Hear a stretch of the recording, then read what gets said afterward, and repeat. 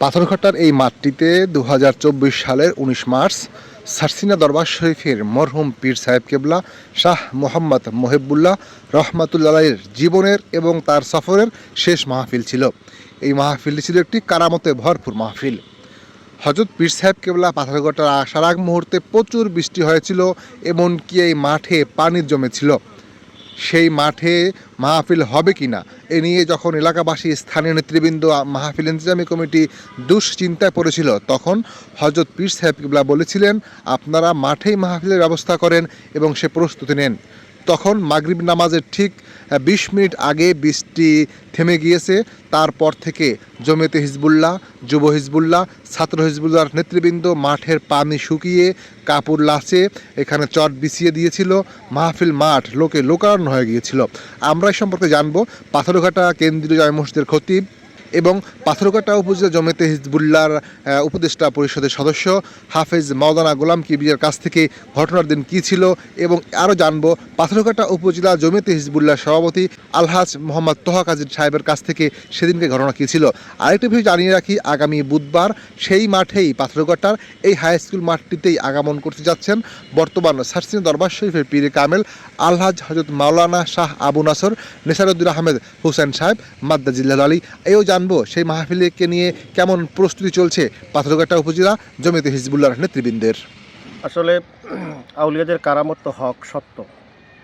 যুগে যুগে আউলিয়া কেরামদের থেকে এভাবে অসংখ্য কারামত জাহের হয়েছে, যা মানুষের শিক্ষণীয় এবং মানুষের কল্যাণে। তার ধারাবাহিকতায় সারসিনার মরহুম পীর কেবলা রহমাতুল্লাহ আলাই তারও গত সর্বশেষ যে প্রোগ্রামটা পাথরঘাটা হাইস্কুল মাঠে ছিল, সেটাও একটা কারামত সংশ্লিষ্ট এবং তার থেকে আমরা অনেকটা কারামত উপলব্ধি করেছি। বিশেষ করে আবহাওয়া, প্রাকৃতিক, এটা তো আসলে প্রাকৃতিক একটা বিষয়, কিন্তু আউলিয়া কেরামের সম্মান ইজ্জতই আল্লাহ পাক রব্বুল আলামিন সৃষ্টির অনেক কিছু অনেক সময় পরিবর্তন করেন, এটা সত্য।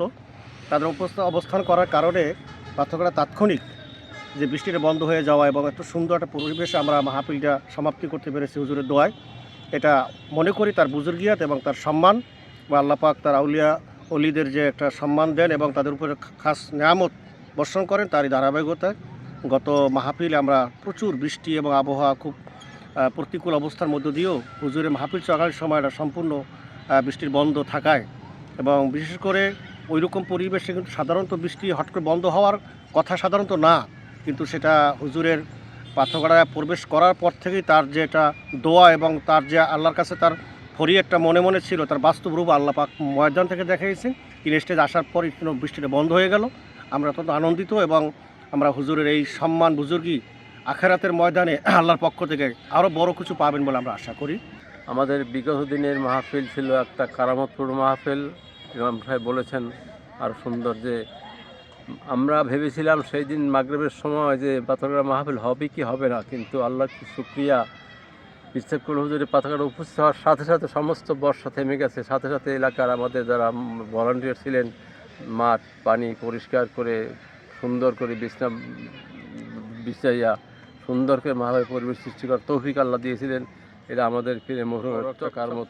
হুজুরকে আমাকে তখন বলেছিলেন মাহফিল কী হবে, হুজুর মাহফিল মসজিদের মধ্যে উপরে নিচে ১,৫০০ লোকের সমাগম হবে এবং মাঠের মধ্যে প্রায় ২-৩,০০০ লোক হবে। আমাকে বলেন যে আপনি যান মাঠে গিয়ে লোক মানে আয়োজন করেন, শাহ হুজুরের মাঠে যাচ্ছে, আপনি ডেকে প্রস্তুত করেন। সাথে সাথে সমস্ত লোকগুলো হুজুরের পিরসাব কোলা হুজুরের ছেলে শাহজাহাব হুজুর বর্তমান পিরসাব কোলা মানে স্টেজে বসার সাথে সাথে পাথরঘাটার সমস্ত জনগণ এসে সেই মাঠের মধ্যে ভিড়ে জায়গায় বসে মাহফিলের উন্নয়ন করেছেন, মাহফিল সব সাফল্যমণ্ডিত করেছেন।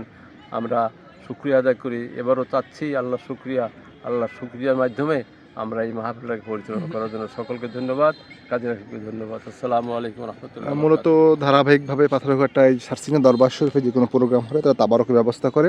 এই মাহফিলেও প্রায় 8 থেকে 10,000 লোকের জন্য তারা তাবারকের ব্যবস্থা করবেন, সেই জন্য তারা সকল প্রস্তুতিও হাতে নিয়েছেন।